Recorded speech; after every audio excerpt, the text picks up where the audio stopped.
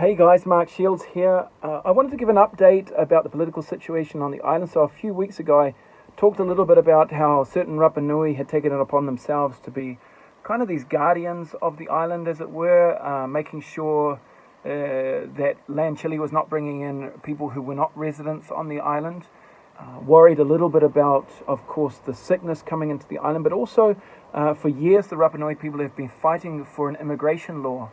And the idea is that they don't want more and more Chileans coming into the island, or people from anywhere really, without specific documentation, knowing where they're coming from and why they're coming and for how long. And so for years and years, it seems that the Chilean government has really not listened to the voice of these people. And some of the more radical people on the island have taken it upon themselves to be kind of the guardians and to really fight for this law to be enforced during the time of the pandemic. And so since about a year ago, we've only had one flight a week bringing in supplies, and one flight every 3 months or so was bringing in people from Santiago who had been over there for medical reasons or family reasons, whatever, but only bringing people back once every 3 months. So these poor people had been quarantined on that side, so they generally quarantine 2 weeks before they come and then quarantine when they come to the island. Unfortunately, when they came to the island, they were not welcome, and these particular people, more radical people on the island, stormed the airport and told them that they weren't allowed to come onto the island. And so, there were actually counter protests from other Rapa Nui the day after. I thought it was quite smart. Latam, who brings the flights over, basically said, we're not going to bring in any more flights until you guys can sort this out.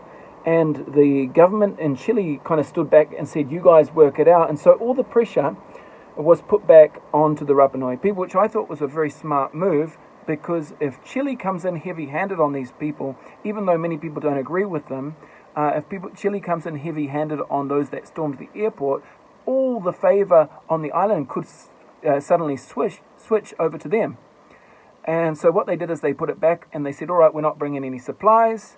And the Rapa Nui, the rest of the community on the island actually stood up and said, actually got counter protests going, walking down the street with a whole group of people singing and dancing and saying that those people in the airport don't represent all of Rapa Nui. And so there was kind of these two groups on the island fighting against one another. One more pro-Chile, more kind of just want the status quo, want their supplies to come in, and then the more radical ones who stormed the airport. And in the end, the pressure built on those that stormed the airport, and when the governor stepped in and said, hey, we will consult you for the next time we want to bring a plane in, you will be a part of the group of people that talk about those things. And actually, I think they might have actually given them a wage, a living wage to be a part of this group. So, I mean, everyone's kind of a winner. I don't think there's a single person on the island who doesn't think that immigration laws need to be enforced and need to be enforced much better than they are. And I also think by the government pushing it all back onto the Rapa Nui people, that they avoided a kind of an uprising against the Chilean government. I think it's quite well handled by them. In the end, everyone's kind of a winner, because the people who protested now have a place at the table and are actually getting paid for it. We continue to get our supplies brought in, and we have the ports have actually opened. I talked a little bit about the protests on the ports in Chile, and they've actually come to a conclusion. So they're very cool. We're all open as far as supplies, and we are no longer going to die of starvation, which is kind of cool. So here we are, still not open for tourism. Not looking like we're going to open anytime soon. We've got to see what happens in Chile. I think over half of Chile is vaccinated now. So we'll see what happens with them. And if the cases start declining, I guess they'll start talking about possibly opening the island in 2 months. And then maybe 2 months after that. So what are we now? We're in May, June, July, August, September. Certainly not before September, in my humble opinion. So I hope this guys helps you. No, hope this helps you guys. And look forward to catching up soon.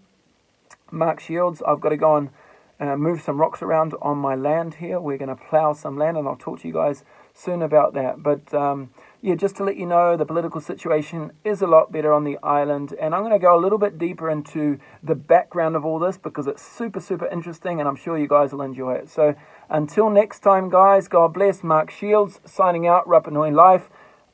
Take it easy.